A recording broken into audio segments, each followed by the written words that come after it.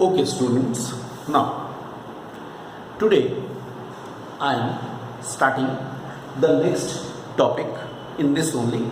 It is attached to the magnetic effect of current, that is magnetism. First of all, I just tell you, I have sent you the deleted portion.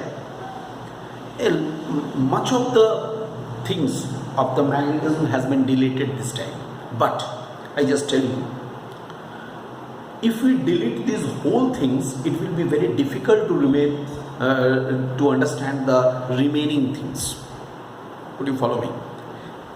As they have instructed, if we delete those whole things, then it will be really difficult to discuss the remaining things.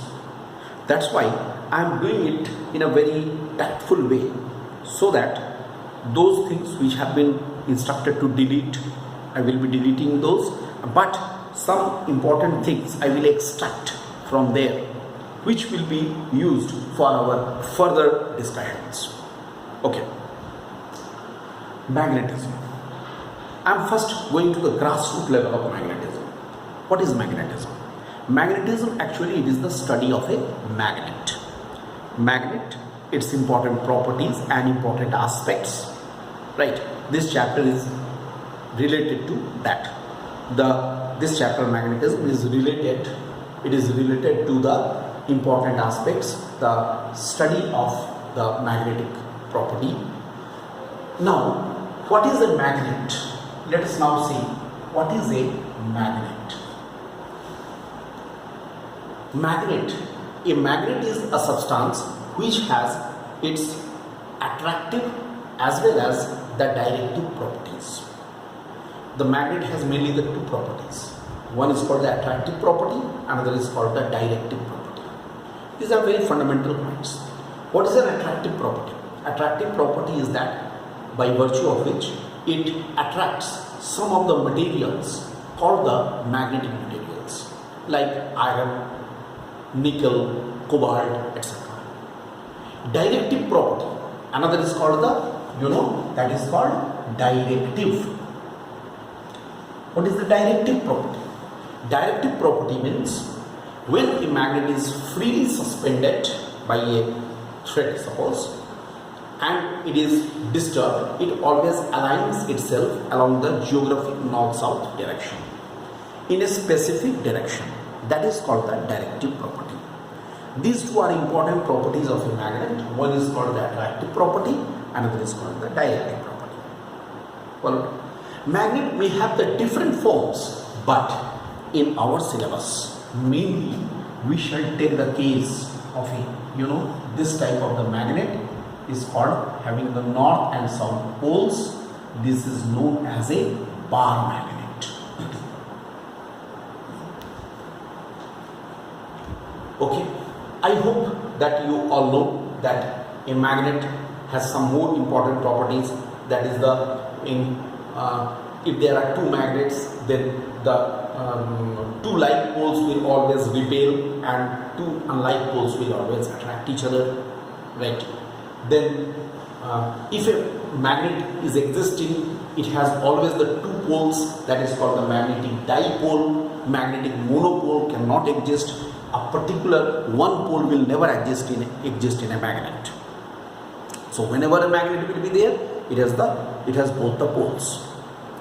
Magnetic poles are actually, these are the points, north and south poles, and these points are having the maximum strength.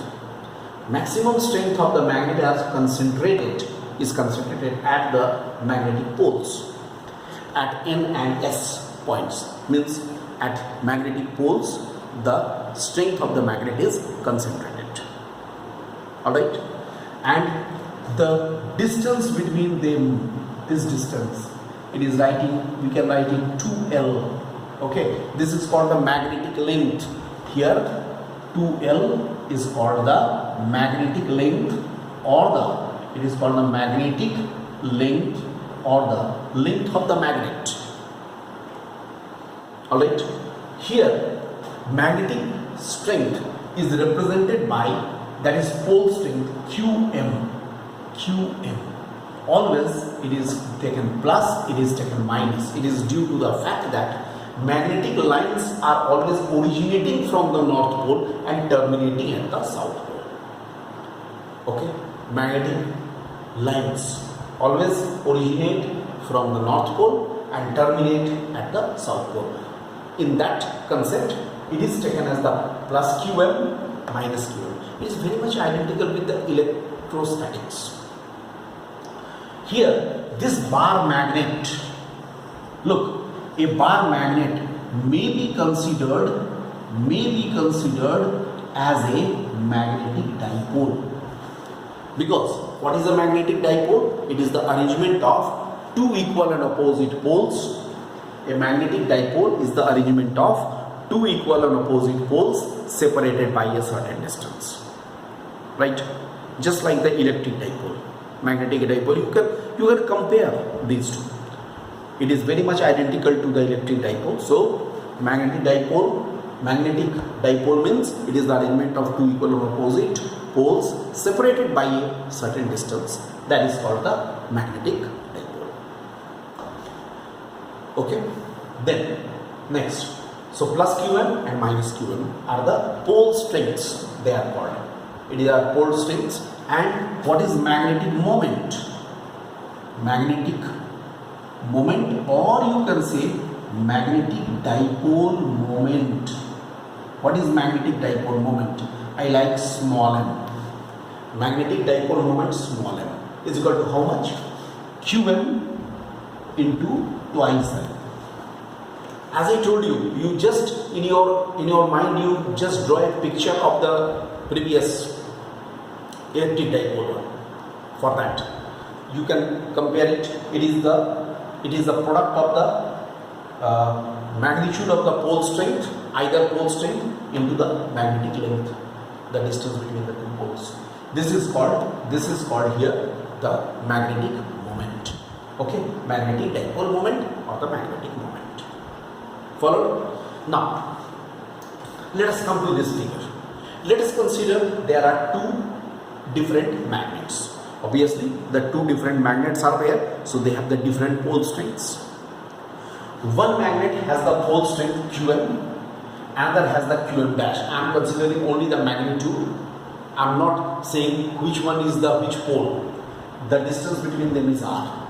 From here, I can state. Look, Coulomb's law. It is the Coulomb's law in magnetism. We can state here the Coulomb's law in magnetism. What is the Coulomb's law in magnetism? Okay.